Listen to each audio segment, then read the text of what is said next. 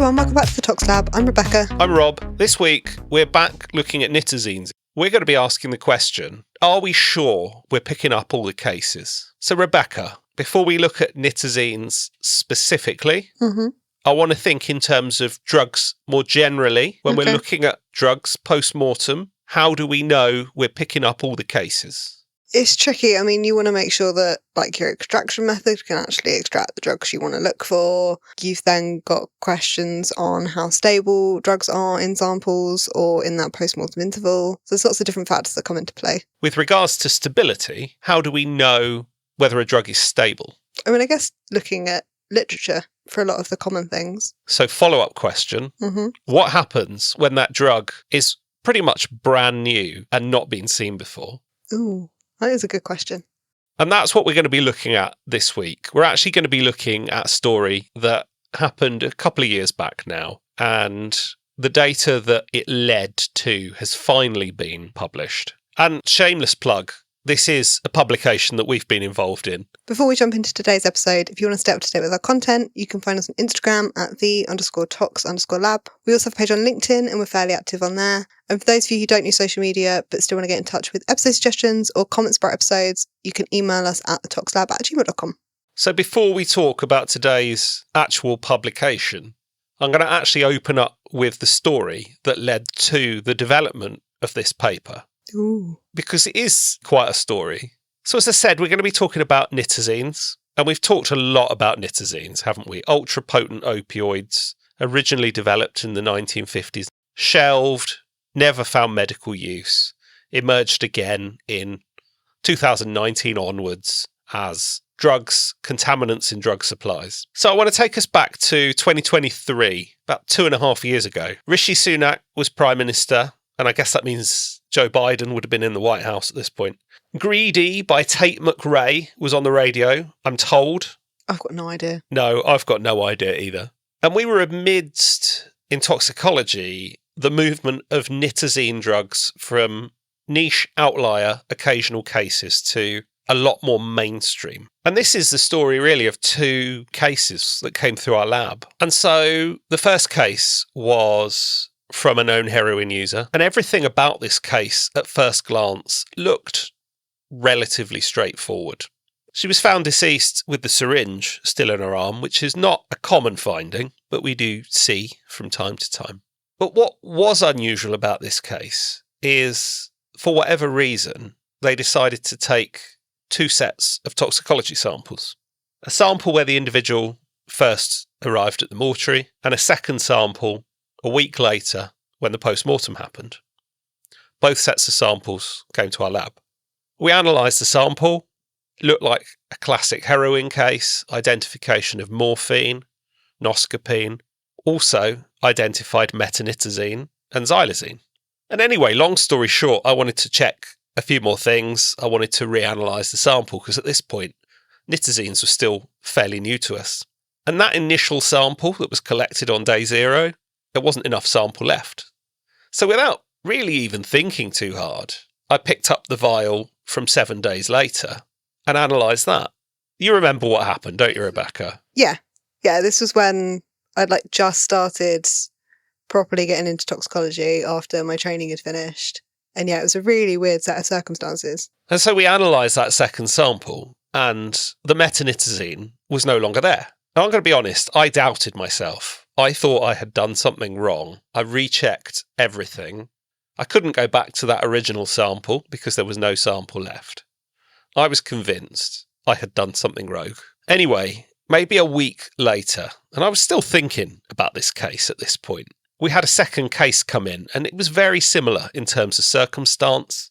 Another heroin user had sadly passed away, and like the first time, two sets of samples were taken. We analysed the first sample, and sure enough, the pattern was very similar, consistent with heroin use plus metanitazene, xylazine. And sure enough, we analyse the later sample, the metanitazene has vanished. So I'm scratching my head at this point. I don't know what's going on. There was some indication that nitazenes were a little bit unstable. We had a little bit of stability data. I wasn't quite prepared for this. And so I thought about it, and eventually I spoke to a friend of ours. and between us, we hatched a plan to try and test what we had been seeing. And so our paper this week is that study that we conceived. So Rebecca, why don't you dive in, unpack this paper for us? So as we've hinted at, this paper is looking at the stability of nitazenes in a rat model. So 12 male Wistar rats were given either metanitazene at a concentration of 0.02 milligrams per kilogram or 0.001 milligrams per kilogram. Some were given N-desethyl isotinitazene at a concentration of 0.006 milligrams per kilogram, and others were given N-pyridino etinitazene at a concentration of 0.003 milligrams per kilogram. So really, really small doses we're looking at here. And each nitazene was given to 4 different rats. The original dose of metanitazene in this, the 0.02 milligrams per kilogram, was too high and instantly killed 2 of the rats, so the lower dose was used for the other 2. So when these rats had died, which in 4 of them was instant, the other 8 animals were euthanized, and then venous blood was collected and stored in both preserved and unpreserved containers, and urine was also collected. The rats were then stored in the fridge for a week to mimic real-world conditions of storage and time frame of bodies being stored before a post-mortem was carried out, and 7 days later blood sampling happened again, and these again were collected in preserved and unpreserved tubes and stored at -80 before being analysed using high-risk mass spec following a liquid-liquid extraction. These samples were then also stored in the fridge for a month so we could look at how stable the nitazenes were in that sample once it had been collected. So we took some rats, they were given nitazenes, we took samples, we simulated that post-mortem interval and took samples again.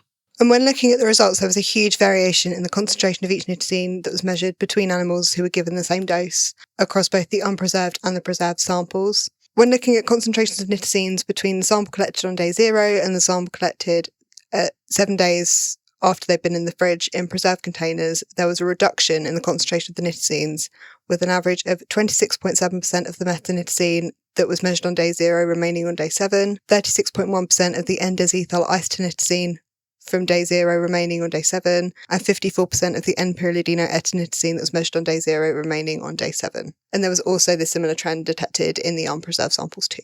So considerable loss of nitazenes in that post-mortem interval. Yeah. So we then looked at the samples collected on day 7 that had been kept in the fridge for a month as another marker of stability, but within the sample itself. And there was also a reduction in the concentration of nitazenes that measured between that day 7 and a month after they'd been in the fridge. There was a mean average of 20.9% of the metanitazene measured on day 7 present a month later. 9.4% of the N-desethyl isotinitazene measured on day 7 was present a month later, and 12.8% of the N-pyridino etinitazene that was measured on day 7 was present a month later. So considerable degradation within sample as well. Yeah. We did also look at the urine samples. Nitazenes were detectable in 6 of the preserved samples and 8 of the unpreserved samples, which were analysed immediately. They couldn't collect urine on day 7 to look at the post-mortem stability of nitazenes in urine, but when the samples were retested a month later, there were similar concentrations of nitazenes being detected in those samples. So up until this point, there was data that showed nitazenes were unstable within samples. We've talked about a paper here before, haven't we, about the instability of nitronitazenes and how they can be converted to their amino and acetamido metabolites. This was the first data, as far as I'm aware, that showed significant loss in that post-mortem interval, particularly in a relatively short period of time. We were losing considerable amounts of nitazenes. So in this paper as well, a retrospective cohort study was conducted using data from NPSUM, which is the National Programme on Substance Use Mortality, looking at relevant cases from those reported to NPSUM by the 1st of March 2025. Nitazene cases were identified by searching the post-mortem drug fields by the numerical codes corresponding to nitazene compounds, and those from the Birmingham and Solihull coronial area. And this area was chosen because they turn around their inquest conclusions really, really quickly, so the data is most complete from that area. 624 cases were reported to NPSUM where deaths occurred between 2019 and 2023 in this coronial area. When looking at the presence or absence of nitazenes, the number of non-nitazene deaths in 2023, which was 142 deaths, significantly exceeded the number of deaths that were expected when looking at the trends for 2019 to 2022. When looking at the presence or absence of morphine/heroin in these non-nitazene deaths, there were significantly more deaths in 2023 with heroin or morphine being detected than was forecasted from the 2019 to 2022 trend, and it looked to be about a 33% increase. While the number of deaths without nitazenes or heroin or morphine in 2023 did not exceed the expected number, this was towards the upper limit of the model, with the actual number being 71 deaths, but the projected number of deaths was expected to be 53, and the upper confidence interval was 73. This paper also covers the profile of deaths following nitazene use. 285 deaths were reported to NPSUM by the 1st of March 2025 that involved nitazenes. The first case was a case of isonitazene in 2019, where an individual had intentionally purchased this on the dark web, and since then small clusters of nitazene use had occurred in 2021 with 23 cases, and in 2022 with 15 cases, and then there was a marked increase in 2023 with 151 cases, and the projected number of cases in 2024 was 236. Only 25 of these cases had a purchase intent, and nitazenes were the intended purchase item in 6 of these cases. 12 nitazenes were detected in this dataset, with 7 for the first time being detected in 2023. Isotretinoin was the most commonly detected nitazene in 2021, covering 78% of these cases. N-pyridinosinitazene in 2022 was the most common, covering 60% of the cases. N-desethylistonitazene was the most popular nitazene in 2023 in 40% of these cases, and protonitazene was detected most in 2024, covering 77% of the cases in that year. When looking at causes of death, nitazenes were deemed to be the cause of death in 89.8% of cases involving nitazenes, and 97.5% of these cases were deemed unintentional, with 4 being suicides and the remaining 3 being of undetermined intent. When looking at the number of nitazenes that were detected across these cases, a single nitazene was detected in 87% of cases, 2 nitazenes were detected in 33 cases, and the most common combination was methanitazene and protonitazene, and 3 nitazenes were detected in 4 cases. Polydrug use was present in all but 4 cases, with cocaine being the most commonly co-detected drug in 78.2% of cases, followed by the presence of heroin/morphine in 72.3% of cases, and xylazine was detected in 33 cases. Naloxone use was also detected in 47 out of the 285 cases. The majority of deaths in this dataset were from England, which covers 90.2%, and these occurred across the country. 8% of cases came from Wales and 1.7% of cases came from Northern Ireland. And nitazene cases predominantly involved males, and a significantly greater proportion of nitazene cases occurred with individuals experiencing homelessness or living in hostels compared to non-nitazene cases. And a history of drug use was significantly higher in nitazene cases compared to non-nitazene cases. There was a higher prevalence of drug use via injection. So this paper really was a paper in 3 parts, wasn't it? The stability data, the mathematical modelling, and then the profiling of the cases in which data was known. So let's go back to the stability data first of all. What are the implications here? Firstly, let's go back to our story, our observation that led to this whole slightly bonkers experiment in the first place. I mean, the implication for me was, okay, I wasn't going mad, I hadn't done anything wrong, which had definitely plagued me for some weeks. But then once you get over that initial feeling of, oh, I was right, you then start to reflect on the real reality, don't you? That actually we just don't know how many cases could involve nitazenes. We've got data that shows they're really unstable, both within the post-mortem interval and within the sample. We've got, albeit low case number, anecdotal evidence of nitazenes disappearing in real-life samples. How many cases out there could have been nitazene cases whereby there simply wasn't enough or any nitazene to detect by the time the sample was analysed? I mean, it's so hard to put a number on. I've definitely had the odd case where I'm convinced there was something like a nitazene present that we just couldn't pick up for whatever reason. And it's just one of those unknowns that's just going to bother me for a long time. In some ways, it's quite frustrating, isn't it? Because probably isn't just a case of we'll get better equipment.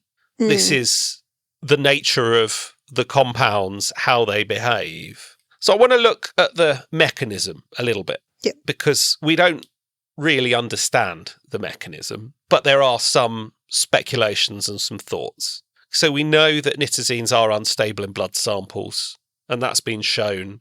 We think through potentially bacterial conversion to 5-amino and then acetamido metabolites. What's going on in that short interval between death and sample collection? Well, I guess we know nitazenes are really lipophilic, so they're probably being redistributed into the fatty tissue, like what happens with other drugs, but generally we see drugs that have been taken for a long time, like SSRIs, for example, coming out of the fatty tissue during that post-mortem interval.